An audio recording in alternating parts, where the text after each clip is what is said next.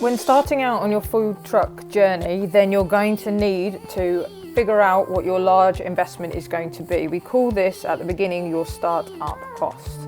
Now, these are the expenses you're going to need to incur to get food truck business up and running. This includes things like purchasing your food truck, getting all your equipment, getting your supplies ready, licenses and permits. We have videos on these on our channel that you can check out after you've listened to this podcast clip. You also need to factor in any legal or consultancy fees that you're going to need to incur. It's important to be realistic about your start-up costs. You probably, even once you've added them all up, want to add on an additional 10 to 15% to cover any of the costs you hadn't foreseen when you were listing out your startup costs initially.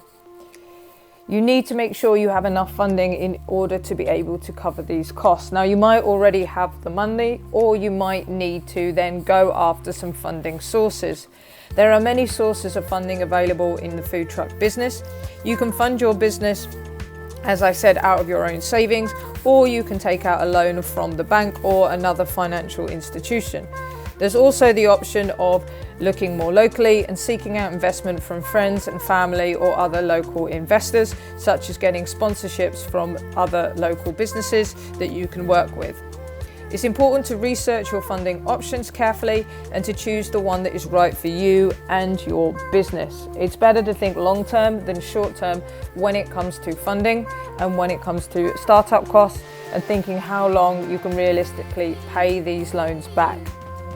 For more information just like this, check out our guide. You can get a link to that in the description, or subscribe to the channel for more videos just like this.